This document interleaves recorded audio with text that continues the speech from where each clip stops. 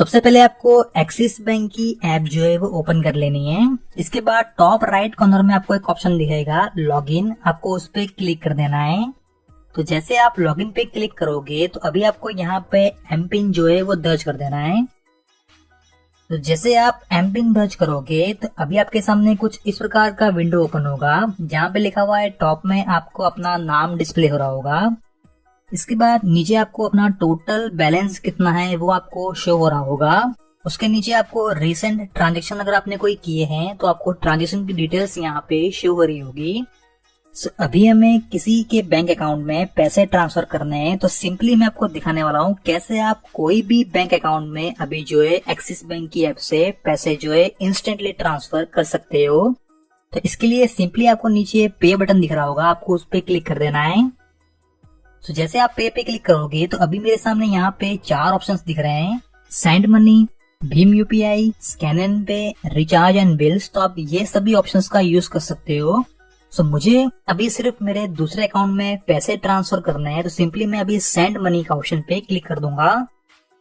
तो जैसे आप सेंड मनी के ऑप्शन पे क्लिक करोगे तो अभी आपके सामने कुछ इस प्रकार का विंडो ओपन होगा, जहाँ पे आपने रिसेंटली जिसको भी पेमेंट किया होगा वो शो हो रहा होगा। अगर आपका पहली बार आप ये पेमेंट कर रहे हो तो आपके ये स्क्रीन पे कुछ भी नहीं दिखेगा, आपको ब्लैंक पेज शो होगा। तो सिंपली आपको यहाँ पे ऐड पे क्लिक कर देना है। इसके बाद यदि आप जिन भी व्यक्ति के अकाउंट में पैसे ट्रांसफर करना चाहते हो उनका अकाउंट भी एक्सिस बैंक में ही है, तो आप सिंपली उनका यहाँ पे मोबाइल नंबर और उनका यहाँ पे आप अकाउंट नंबर जो है वो दर्ज कर सकते हो। और अगर आप किसी अन्य व्यक्ति के अकाउंट में पैसे ट्रांसफर कर रहे हो जिसका बैंक अकाउंट जो है वो एक्सिस बैंक में नहीं है, अदर कोई बैंक में है, जैसे कि एसबीआई, पीएनबी, वैसी कोई बैंक के अंदर उनका अकाउंट है, तो सिंपली आपको ऊपर सेकंड ऑप्शन दिख रहा होगा अदर बैंक पे ही आपको उस पर क्लिक कर देना है। इसके बाद यहाँ पे आपको जिस भी बैंक अकाउंट में पैसे ट्रांसफर करने हैं उस बैंक अकाउंट की यहाँ पे आपको डिटेल्स डाल देनी है। बाद ऊपर फर्स्ट ऑप्शन पेई नेम में आप जिस भी अकाउंट में पैसे ट्रांसफर कर रहे हो उस व्यक्ति का यहाँ पे आपको नाम लिख देना है एज पर देयर अकाउंट। इसके बाद नीचे निक नेम में आप अपने हिसाब से उन व्यक्ति को रिमेम्बर करने के लिए कोई नेम लिख सकते हो। इसके बाद नीचे जिस भी व्यक्ति के अकाउंट में आपको पैसे ट्रांसफर करने हैं उसका अकाउंट नंबर आपको यहाँ पे दर्ज कर देना है। इसके बाद नीचे सेम अकाउंट नंबर आपको कंफर्म अकाउंट नंबर के कॉलम में दर्ज कर देना है। और जिस भी अकाउंट में आप पैसे ट्रांसफर कर रहे हो उस ब्रांच का आईएफएससी कोड आपको यहाँ पे दर्ज कर देना है। इसके बाद नीचे आपको सिंपली ऐड पेई पे क्लिक कर देना है। तो जैसे आप ऐड पेई पे क्लिक करोगे तो अभी आपके पेई के डिटेल्स यहाँ पे आपको शो होगा। तो सिंपली मेरे यहाँ पे 2 अकाउंट्स अभी शो हो रहे हैं। तो मैंने अभी ऑलरेडी मेरा पेई का अकाउंट जो है वो ऐड करके रखा है। अब सिंपली मैं आपको दिखाने वाला हूँ कैसे आप ट्रांसफर कर सकते हो। तो सिंपली आपको पेई पे क्लिक कर देना है। तो जैसे आप क्लिक करोगे तो अभी उस पेई की डिटेल्स आपको यहाँ पे शो होगी, जो कि आपने ऑलरेडी प्रीवियस फॉर्म में इंसर्ट की थी, जैसे कि पेई नेम, आईएफएससी कोड, ब्रांच का कोड और जिस दिन आपने इस पेई को ऐड किया है उस दिन का आपको यहाँ पे डेट दिखेगी। अब सिंपली मुझे ये पेई को अभी पेमेंट करना है, तो सिंपली मैं नीचे पे बटन पे क्लिक कर दूंगा। तो जैसे आप पे बटन पे क्लिक करोगे तो अभी आपको कितना अमाउंट पे करना है वो आपको यहाँ पे लिख देना है। तो मुझे अभी इस अकाउंट में 5,000 रुपए डालने हैं, तो सिंपली मैं यहाँ पे 5,000 रुपए लिख दूंगा। इसके बाद नीचे पेमेंट मोड में आपको यहाँ पे 3 ऑप्शंस दिख रहे हैं, जैसे कि इंस्टेंट पे, स्टैंडर्ड पे और पे लेटर। तो आप इन तीनों में से किसी का भी यूज कर सकते हो। अगर आप इंस्टेंट पे का यूज करते हो तो अभी जो व्यक्ति के अकाउंट में आप पैसे ट्रांसफर कर रहे हो उसको 1 से 2 मिनट के अंदर अंदर पैसे जो है उनके अकाउंट में ट्रांसफर हो जाएंगे। बट एक्सिस बैंक इसका कुछ चार्ज लेता है, जो कि 8 से 10 रुपए के आसपास होगा।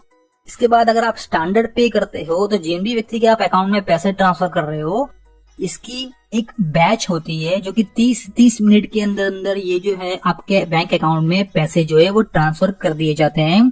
सो मोटा मोटी अगर आप स्टैंडर्ड पे करते हो तो आपको 45 मिनट से लेकर 1 घंटे के अंदर अंदर आपके अकाउंट में पैसे ट्रांसफर कर दिए जाते हैं। और अगर आप पे लेटर का ऑप्शन सिलेक्ट करते हो तो यहाँ पे आप शेड्यूल कर सकते हो कि इस तारीख को मेरे अकाउंट में से इस अकाउंट में इतने पैसे ऑटोमेटिकली ट्रांसफर हो जाने चाहिए। तो मैं अभी सिंपली स्टैंडर्ड पे का ऑप्शन सिलेक्ट करता हूँ। इसके बाद नीचे आपको यहाँ पे कौन से अकाउंट से आप पेमेंट कर रहे हो वो अकाउंट की डिटेल्स आपको शो होगी, जो कि आपके अकाउंट की डिटेल्स है। इसके बाद नीचे हम सिंपली प्रोसीड पे क्लिक कर देंगे। तो जैसे आप क्लिक करोगे तो अभी आपको यहाँ पे पेमेंट जो है एक बार कंफर्म कर लेना है, जो कि ऊपर जिस भी व्यक्ति को आप पैसे ट्रांसफर कर रहे हो उसकी बैंक डिटेल्स आपको शो होगी और कितना अमाउंट आप ट्रांसफर कर रहे हो वो अमाउंट आपको यहाँ पे शो हो रहा होगा। इसके बाद नीचे सेंड फ्रॉम में आपको अपनी खुद की बैंक अकाउंट डिटेल्स जो है वो शो हो रही होगी। इसके बाद पेमेंट मोड में आप कौन से पेमेंट मोड का आप यूज कर रहे हो, तो मैं अभी स्टैंडर्ड पे का यूज कर रहा हूँ। स्टैंडर्ड पे जो है वो फ्री है, आपको इसमें कोई भी चार्ज नहीं लगेगा। ये एक NEFT है जो कि हर 30 मिनट के बैच में प्रोसेस होता है। इसके बाद सिंपली नीचे हम कंफर्म बटन पे क्लिक कर देंगे। तो जैसे आप कंफर्म बटन पे क्लिक करोगे तो अभी आपको यहाँ पे अपना एम पिन जो है वेरीफाई कर देना है। तो जैसे आप अपना एम पिन डालोगे तो अभी मेरा रिक्वेस्ट जो है वो प्रोसेसिंग हो रही है, तो आपको यहाँ पे 2 सेकंड का वेट कर लेना है। और जैसे कि आप देख पा रहे हो मेरा पेमेंट जो है वो सक्सेसफुली प्रोसीड कर दिया गया है। पेमेंट रिक्वेस्ट रिसीव, मतलब मेरी रिक्वेस्ट पेमेंट की रिक्वेस्ट जो है वो मैंने एक्सिस बैंक को सेंड कर दी है और वहां से कंफर्मेशन आ गया है। अब ये जो अमाउंट है ये मेरा 45 मिनट से लेकर 1 घंटे के अंदर अंदर जिन भी अकाउंट में मैं ट्रांसफर कर रहा हूँ उनके अकाउंट में ये अमाउंट जो है वो डिपॉजिट हो जाएगा। अगर आपको इसकी रिसिप्ट चाहिए तो सिंपली यहाँ पे डाउनलोड बटन पे आप क्लिक करके इसे आप डाउनलोड कर सकते हो और इसे आप सेव कर सकते हो एज अ रेफरेंस के लिए। तो सिंपली हम नीचे PDF पे क्लिक कर देंगे और यहाँ पे आप नीचे सेव बटन पे क्लिक करके अपने लोकल ड्राइव में सेव कर सकते हो।